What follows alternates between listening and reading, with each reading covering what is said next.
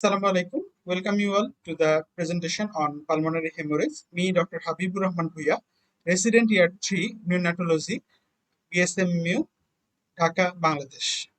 A 3 days old baby diagnosed as a case of preterm, 30 weeks, very low birth weight, 1240 gram, with respiratory distress syndrome, is on mechanical ventilator.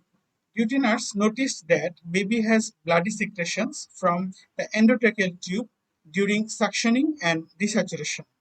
What's the diagnosis? It's pulmonary hemorrhage. So today we'll discuss about pulmonary hemorrhage, and this is the table of content. At first, come to the introduction. The pulmonary hemorrhage is a well-recognized condition in term and preterm newborn that was described as early as 1855. It is typically an acute, catastrophic, often life-threatening event that causes a sudden deterioration in the infant's clinical condition. The incidence of pulmonary hemorrhage varies from 1 to 12 per thousand live births. It can be as high as 50 per thousand live births if high risk. The mortality rate can be up to 50% in premature infants. It is present in 7 to 10% of neonatal autopsies and up to 80% of very low birth weight infant autopsies. Pulmonary hemorrhage occurs most commonly in the first few days after birth, usually second to fourth day of life. Uh, Incidence rate of prevalence rate of pulmonary hemorrhage is 6.4% in a tertiary care hospital of Bangladesh, Square Hospital, and 5.33 in India in a tertiary care hospital. Now come to the definition. The pulmonary hemorrhage is a bleeding into the lungs, characterized by fresh, continuous bloody fluids from the endotracheal tube or lower respiratory tract. Massive pulmonary hemorrhage is a pulmonary hemorrhage that involves at least two lobes of the lungs. Histologically, it is defined as presence of RBC in the alveolar spaces or interstitium of the lung. There are some risk factors, maternal risk factors and fetal risk factors.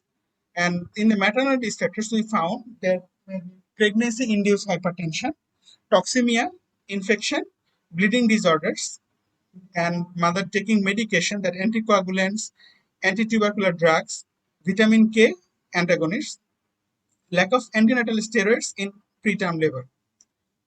Infant risk factors. Prematurity is the most common risk factor of pulmonary hemorrhage, weight less than 1000 gram, IUGR, respiratory problems, hypoxia, asphyxia, respiratory distress syndrome, meconium aspiration, pneumothorax, and surfactant treatment, sepsis, mechanical ventilation, PDA, heart failure, disseminated intravascular coagulation, or any other coagulopathy, multiple births, male sex, hypothermia, polycythemia, erythroblastosis fetalis, extracorporeal membrane support, previous use of blood products, urea cycle defects, oxygen toxicity, hypoplastic lung disease, neonatal pulmonary hemosiderosis, airway hemangioma. Here, the prophylactic indomethacin reduces the rate of early serious pulmonary hemorrhage by 35%. Now come to the pathophysiology. When hypoxia occurs, the myocardial injury occurs and it increases the pulmonary vascular pressure and causes the pulmonary edema. Here, in the figure, we found that uh, the risk factors are mentioned above: hypoxia or acidosis, acute left ventricular failure, elevation of the pulmonary capillary pressure, sudden influx of hemorrhagic pulmonary edema fluid into the alveoli, and it causes the pulmonary hemorrhage. And three major forces involved in the process: uh, circumferential tension in the capillary wall, secondarily to capillary transmural pressure, surface tension of the alveoli that supports the bulging capillaries, and longitudinal tension in the alveoli as a result of lung inflation. Here you can tell the stress failure that causes breakage of capillaries and resulting the leaking of fluid, and that causes the pulmonary hemorrhage. As patent ductus arteriosus has a strong association with pulmonary hemorrhage. In case of PDA, pulmonary vascular resistance reduces and it increases the left to right shunt and increases the pulmonary blood flow and that causes the pulmonary edema and increases the pulmonary capillary pressure, and it's the vascular permeability increases and it causes pulmonary hemorrhage or hemorrhagic pulmonary edema. And recent evidence suggests that the intrauterine neutrophil activation in preterm newborns with respiratory distress syndrome, here also the lack of neutrophil activation causes the reduces the compliance of alveoli, and it also causes increases of pulmonary hemorrhage. Other possible theories include surfactant dysfunction, lung damage, hypervolemia, high alveolar surface tension, low concentration of plasma proteins. Here, the pathology in nutshell, the initiation of the lung injury, where the alveocapillary membrane injury and vascular dysfunction occurs, and macromolecular pulmonary edema containing blood proteins or other inhibitors, and biophysical inactivation of the alveolar surfactant, and that reduce the surface active function of lung surfactant that cause the reduces the lung compliance and for results the pulmonary edema. Or in case of alveolar membrane injury or vascular dysfunction, alteration in type 2 cells of intraalveolar surfactant aggregation and processing, and large surfactant aggregates depleted or impaired. Or in case of pulmonary inflammation with multiple mediators induced, it produces lytic enzymes and reactive oxygen and nitrogen species released, and chemical alteration of the active surfactant components, and all the factors causes the reduced surface active function of lung surfactant that increases the reduces the lung compliance and thus produce pulmonary hemorrhage. Now come to the presentation, clinical presentation of pulmonary hemorrhage. Oozing of blood from the nose and mouth or the endotracheal tube. The frothy pink tinged secretion are common, followed by fresh bloody secretions. A rapid clinical deterioration and instability also shown in pulmonary hemorrhage. It's characterized by the increased work of breathing, bradycardia, apnea, cyanosis, hypotension, pallor, poor systemic perfusion. Presence of bleeding in other sites, and sign of pneumonia, infection, congestive heart failure may present. Peripheral edema, hepatosplenomegaly, murmur of a PDA should be evaluated, and decreased breath sound and crepitation also found. Now come to the lab investigations. We should do complete blood count. There will found thrombocytopenia. The hematocrit should be checked to determine whether excessive blood loss has occurred, and coagulation profile we should done for reveal the coagulation disorders, and arterial blood gas shows severe hypoxia, hypercarbia, and metabolic acidosis. We should do blood culture to evaluate sepsis and serum electrolytes, and blood glucose and serum calcium may be reduced. Blood urea nitrogen and creatinine for renal function should do, and the APT test to determine either it is maternal blood, and ammonia level should be evaluated as urea cycle defects also causes pulmonary hemorrhage. What is APT test? It's the test allowed the clinician to determine whether the blood is originates from the infants or mother. We use two test tube and use 5 ml water in each test tube. For first test tube, we use and 5 drops of vaginal blood, and other test tube we use the maternal adult blood and use 6 drops of 10% sodium hydroxide in each tube and observe for 2 minutes. If the blood turns yellow green, that is the maternal blood, and if the fetal blood, then it stays pink. Now come to the chest X-ray. The chest radiograph can be variable and non-specific. In case of focal hemorrhage, the patchy linear ground-glass opacity is present, nodular densities or fluffy opacities. And in case of lobar hemorrhage, we found consolidations, and massive hemorrhage, complete whiteout with just an air bronchogram, visible or diffuse ground glass opacities. The chest radiograph can also be clear in an early pulmonary hemorrhage. Here, the X-ray showing the fluffy opacities, and there is not a significant bleeding, and in case of its complete whiteout of lung, and here also the fluffy opacities in the right X-ray, and the complete whiteout of lung in the left X-ray. And now come to the ultrasound of the chest. The lung consolidation with air bronchogram is commonly found. It's 83%. And shred sign, its sensitivity is 92% and specificity for 100%. 100% specific for pulmonary hemorrhage, and we can found pleural effusion, that is 84%, and pleural line abnormalities and disappearing A line, that is 100%. And we should do echocardiogram to rule out PDA and assess the ventricular function, identify intravascular fluid overload. And here the ultrasounds, in case of A, this is figure A, we found the shred sign, that irregular junction between the consolidated and aerated lung. Here the lung is due to the consolidation, we are found the shred line. There it is a irregular line, and we found the air bronchogram in figure B. That's the echogenic area which present air with the consolidated area. And in case of B line, we found it's a longitudinal echogenic line found in early pneumonia from early consolidation. Normally, we found A line, that is the transverse line present in the lungs ultrasound, but here it is pathological, so we found B line, that is longitudinal echogenic line present in early pneumonia from early consolidation.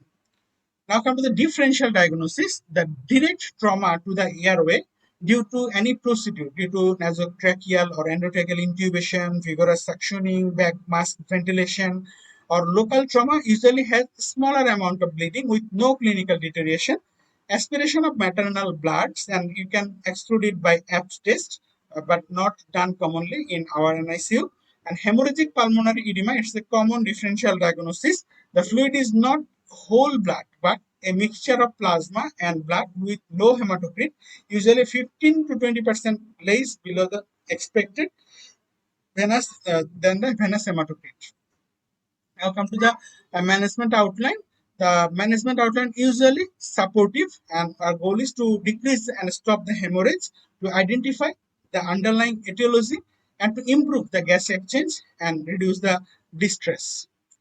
The emergency measures should be done that suction the airway initially until the bleeding subsides. Increase oxygen support, and mechanical ventilation should be given in massive pulmonary hemorrhage.